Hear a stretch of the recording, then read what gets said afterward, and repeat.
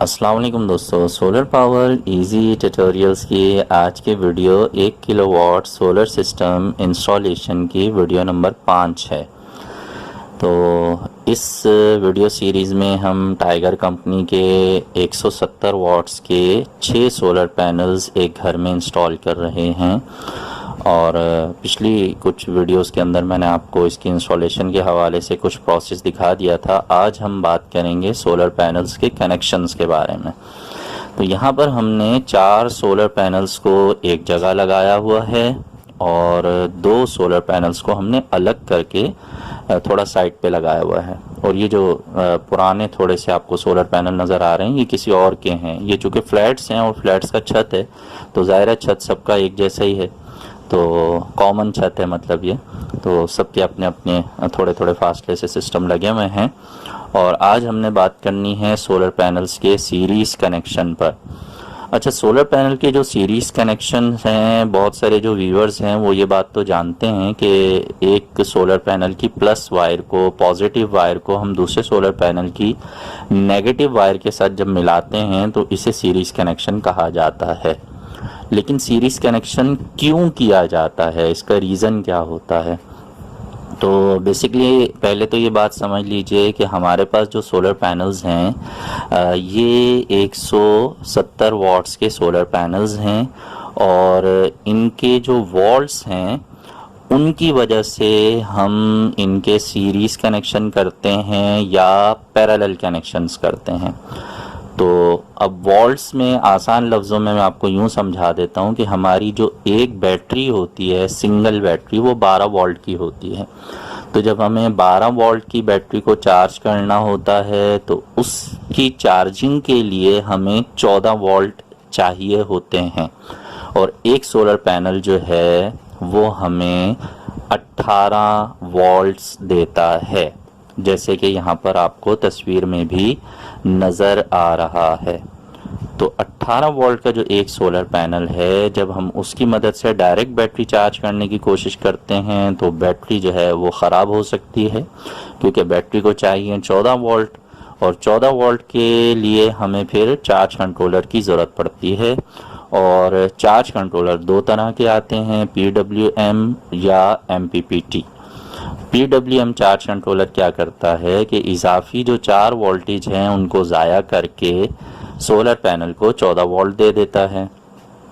और MPPT charge controller क्या करता है, इजाफी जो 4 वोल्ट्स हैं उनको भी एम्पेयर में कन्वर्ट करके जो 14 वोल्ट ही दे रहा होता है, लेकिन एम्पेयर्स वो बढ़ाकर बैटरी को ज़्यादा बेहतर तरीके से चार्ज करने में मदद देता है।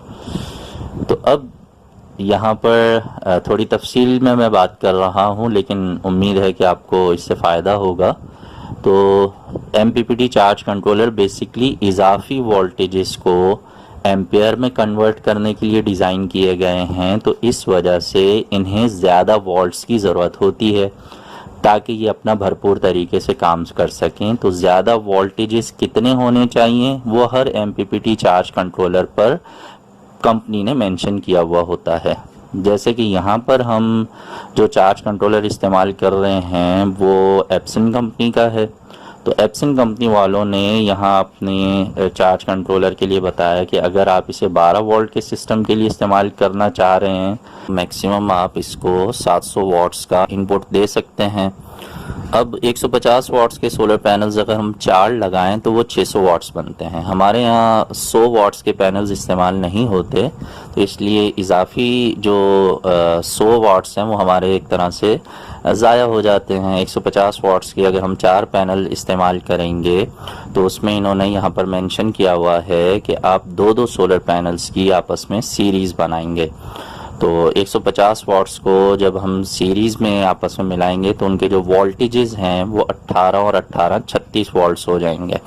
तो इस तरह 14 के मुकाबले में हम अपने चार्ज कंट्रोलर को 36 वोल्ट्स देंगे और ऐसी सूरत में इजाफी जितने भी वोल्टेजेस होंगे उनको वो चार्ज कंट्रोलर MPPT टेक्नोलॉजी के पॉइंट ऑफ व्यू से वो उन्हें एम्पियर्स में कन्वर्ट करके लोड चलाने में और बैटरी को चार्ज करने में हमारी PWM चार्ज कंट्रोलर के मुकाबले में ज़्यादा मदद करेगा।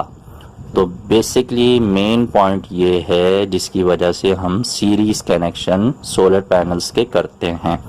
इसी तरह जो 1 किलोवाट के, 2 किलोवाट के, 3 किलोवाट के सोलर सिस्टम्स होते हैं या 5 किलोवाट के जो सोलर सिस्टम्स होते हैं, उसमें 24 वोल्ट या 48 वोल्ट के लिए भी हम सोलर पैनल्स को सीरीज़ में ही कनेक्ट करते हैं। खैर वो तफसील इंशाल्लाह हम बाद में डिस्कस करेंगे। तो यहाँ पर हम ये कर रहे हैं कि हमारे पास जो सोलर पैनल्स मौजूद हैं, हम उनके लिए 2-2 पैनल्स की सीरीज़ बना रहे हैं। तो 2 पैनल्स की सीरीज़ बनाना बहुत आसान है। एक पैनल के पॉजिटिव वायर को दूसरे पैनल की नेगेटिव वायर के साथ जोड़ दीजिए। अब एक का प्लस बच जाएगा और दूसरे का माइनस बच जाएगा। इसी तरह बाकी के दोनों पैनल्स की भी पॉजिटिव और नेगेटिव मिला दीजिए। अब उसका भी एक पॉजिटिव और एक नेगेटिव बच जाएगा। अब बचे हुए दोनों सोलर पैनल्स के जो प्लस के वायर हैं, जो रेड कलर के वायर हैं, जो पॉजिटिव वायर हैं, उनको आपस में मिला देंगे। और इसी तरह जो एक नेगेटिव वायर है जो ब्लैक कलर में है, जो दोनों सोलर पैनल से एक बच गया है, उनको आपस में मिला देंगे। और इनके साथ एक लंबी 6 mm की हम केबल जो नीचे घर तक जाएगी उसे फिक्स कर देंगे, इसके साथ जोड़ देंगे अच्छे तरीके के साथ। पॉजिटिव के साथ मिलता है तो पैरेलल कनेक्शन कहते हैं, पॉजिटिव नेगेटिव के साथ मिलता है तो सीरीज कनेक्शन कहते हैं। बहरहाल हमने ये किया है कि तमाम जो सोलर पैनल्स हैं पहले उनको आपस में सीरीज में कनेक्ट किया, फिर उन्हें आपस में पैरेलल कनेक्ट करके उनके साथ हमने 6 mm की 2 कोर डीसी केबल हमने उनके साथ लगा दी है। अब बहुत सारे दोस्त यहाँ पर ये भी कहते हैं कि यार MC4 कनेक्टर्स के साथ अगर इनका कनेक्शन किया जाए तो ज़्यादा बेहतर होता है। बिल्कुल बेहतर होता है, लेकिन बाज़ औक़ात ऐसा होता है कि कुछ चीज़ें अवेलेबल नहीं होती हैं। तो MC4 कनेक्टर्स अवेलेबल नहीं थे यहाँ पर, तो इस वजह से यहाँ पर इसी तरह से वायर्स को आगे से काट के, छील के, उनको अच्छे तरीके से जॉइंट करके, और फिर अगर आपके पास सोल्डरिंग का सामान मौजूद है तो आप उसको सोल्डरिंग कर लें, टांका लगा लें अच्छे से, और उसके बाद उस पर टेपिंग कर दें। तो यहाँ पर इसी तरह से कर दिया गया है। तो अब इसके बाद जो है वो नीचे हमने ब्रेकर लगाना है, फिर MPPT चार्ज कंट्रोलर लगाना है। तो ये बात जहन में रखिएगा कि यहाँ की जो सारी इंस्टॉलेशन है, जो वायरिंग वगैरह का जितना भी काम है घर का, ये इन लोगों ने ख़ुद किया है। तो उसमें से जो हिस्सा मैं रिकॉर्ड कर सका हूँ वो इंशाल्लाह मैं आपको उसकी डिटेल नेक्स्ट वीडियो में बताऊँगा। तो वीडियो चूँकि बहुत ज़्यादा लंबी हो जाती हैं तो बाज़ों का देखने वाले भी बोर हो जाते हैं, तो इस वजह से मैं वीडियो को यहीं पर रोक रहा हूँ। आज की वीडियो में हमने MPPT चार्ज कंट्रोलर के कनेक्शंस के बारे में समझा है कि MPPT चार्ज कंट्रोलर के लिए सोलर पैनल्स के कनेक्शन कितने किए जाएंगे। और ये जहन में रखिएगा कि जितने भी इम्पोर्टेड या लोकल चार्ज कंट्रोलर्स आते हैं वो MPPT टेक्नोलॉजी पर बेस करते हैं। तो उनके मतलब 90% जो MPPT चार्ज कंट्रोलर हैं उसमें 12 वोल्ट के लिए आप ज़्यादा से ज़्यादा यही 700 वाट्स, या हम अपनी ज़बान में 600 वाट्स बोलते हैं क्योंकि 150 वाट के हिसाब से हमारे पास पैनल्स इतने ही अवेलेबल होते हैं। हाँ, अब किसी के पास अगर 170 या 180 वाट्स के पैनल हैं, ठीक है, तो वो इजाफी जो पैनल्स के आपको वाट्स मिलते हैं उनको भी आप काउंट कर लें। 150 से अब 180 में 30 वाट्स ज़्यादा हैं तो 4 पैनल में आपको 120 वाट्स इस तरह से इजाफी मिल जाते हैं। तो बहुत सारे लोग उसे भी काउंट कर रहे होते हैं जिसे हम लोग तो काउंट नहीं करते हैं।